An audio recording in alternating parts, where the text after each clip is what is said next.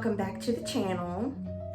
So today I'm going to talk a little bit about a book called There Was an Old Woman by Holly Efron. This is a thriller, suspense, and indeed it is. So basically what's going on is there's two sisters, Ginger and Evie. And their mother, she has a history of being problematic. Ever since they can remember, she's had a drinking problem. She's always had to take trips back and forth to the hospital. And as they get older, they start having to become responsible for their mother. So every time something happens, someone's calling them and saying, hey, your mom's in the hospital yet again. Well, yes, this happened again. One night, the old woman, her name is Mina, she is 91 years old. She was looking out her window because she kept hearing a noise, and what she ended up hearing was 3 ambulances. So she kind of walked outside to see what was going on because she knows the lady across the street. They've been living across the street from each other for years and years and years. So she goes across the street to try to find out what happened. And the mother tells her, hey, call my daughter Ginger because I'm going to this hospital. Well, she has a bad memory. She's having to start to write everything down and make lists because she's 91. She's forgetful. So the EMT, he helped her out. He wrote everything down for her, and she left a little message, and it said, do not let him in until after I'm gone. Nobody knew what this meant. It was just written down on the paper. Well, she calls Ginger, and Ginger calls her sister Evie and was telling her, you know, every time mom has an episode, ends up in the hospital, I have to go. Look, I'm married. I have a husband. I have 2 kids. I have obligations. You know, you're single. It's your turn to go and see what's wrong with mom. Now, Evie is a historian. That's her job. She likes history. She puts on events, things like that. So she's pretty, you know, tied up with her life too. But, you know, fair's fair. She's like, okay, I'll go to the hospital, find out what happened. Well, the doctors start telling her that, hey, you know, your mother is really sick. We don't know if she's going to make it. She's having heart problems. Has liver problems from her drinking. She's having overdose of acetaminophen. You know, all this is blowing Evie's mind. She's making lists and trying to figure out what's going on. So she's like, okay, I'm going to have to go take care of the house, see what happened in the house. Maybe I can get some clues. Well, when she gets to the house, Evie finds it to be in a horrific state. Evie finds that her mom is a hoarder. When they describe her house in this book, it feels like it's unlivable. There's boxes, there's bags of trash, there's cans of cat food, and her mom doesn't even have a cat. It's just all this unexplained. Why is mom living like this?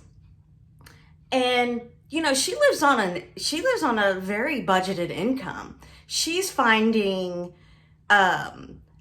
just bags and bags of very expensive liquor. She looks up on the wall, brand new flat screen TV. She's like, I wonder where mom's getting all this money. She starts shuffling through her mail, just piles and piles of mail that's just accumulated. She comes across a bunch of envelopes with stacks of cash. So she's just, okay, she lives like a hoarder. She's got stacks of cash. She's got all of these past due bills, but yet she finds one bill that's her credit card. She's paying off her credit card every month, but she's not using any money in her checking account. There's no kind of record of where her money's coming from, who's giving it to her. It's just all these secrets. Well, her mother's in a coma, so she can't ask her what's going on. Well, she's trying to clean up everything and try to, you know, make it a little more livable for when she does come back home. So she's hauling trash outside. And this is where this lady comes in. Her name is Mina. She's 91. She comes outside. She recognizes her as she thought to be Ginger. She said, no, Ginger's my sister. She knew them when they were very, very little. There's a very deep, dark past going on there. Well, she invites her over. Now, remember, she just came out of her mother's house, Hoarder City, right? She goes into Mina's house, and she described it as a blast from the past. She timed warp back into 1920. Her house is immaculate. Everything was decorated in the 1920s era. So, basically, there's hidden secrets of what's going on with her mother. There's hidden secrets of what's going on with an old woman, with this old woman, Mina.